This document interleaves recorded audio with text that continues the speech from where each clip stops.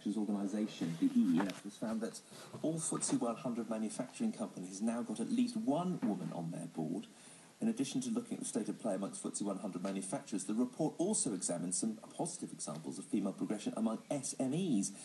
Whilst it does say there's a lot of good being done, it does highlight the need to do better and that schools should be doing more to encourage girls into the sector. Jacqui Miller is on the board of Miller UK plc, an engineering company based in the North East. She joined when she was 17. She's now a global ambassador for it. In fact, I'm looking at a card here, International Business Director for Miller. Good morning to you, Jacqui.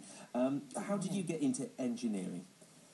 My brother brought me in at the tender age of 17. It's a family-run business, myself and two brothers. And what was your experience when, because it's quite a big business, you've got to about 200 people there now. How were you received?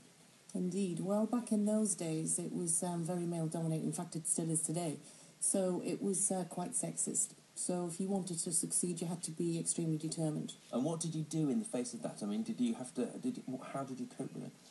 I just think that it's inbred. If you're determined, then you find ways to overcome objections, and so, you can use your femininity to your advantage. Okay. What do you think is it just the fact that it's fairer having more women in some traditionally male-dominated businesses, or do you think they actually help bring something extra to the business and it makes the business better?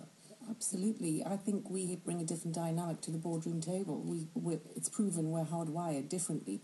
So to have a female on a male board, it definitely brings something to the party, without question. And should that mean quotas or not? Not at all.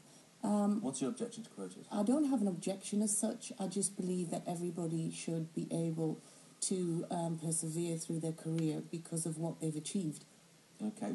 And what do you think government policy should be in terms of education? Should should girls be taught about engineering and manufacturing as a career choice? Is that where it should start? I would love to see more of that. But I don't just think it's government's responsibility. I also think it's the business community's responsibility to actually try and assist government to do more. If we are to become a stronger nation and to be brand Britain, as I would dearly love us to see doing more on the international scene, then I think it's everyone's responsibility, females and males, to do something about that. And the report sort of says, that women don't go into it because it's not very glamorous. Is that rather condescending to say that women only want to go into glamorous profession? That almost seems to be part of the problem, that kind of sexist language. Well, unfortunately, yes. I don't think we do a great deal to help ourselves sometimes.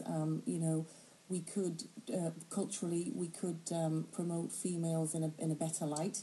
So I think we should be doing more of that. I think we need to educate girls much younger in the system. Okay, well, Jacqui, thank you very much. Jacqui Miller from Miller UK plc. We're going to be talking to two of the most successful women in the business world. We've got Carolyn McCall, the boss of EasyJet, on at 7:15. They've just announced they've hit 12 million business passengers, which is a milestone for them. And later on in the programme, we've got Harriet Green, who is the chief executive of Thomas Cook. So we're doing our bit today for a representation of successful businesswomen. Thank you, Simon. It's 27 minutes past 6. Let's get some sport. Gary is here. Plenty to talk about. There is. Evan, Sarah, good morning to you. And first off, Queen's Park Rangers beat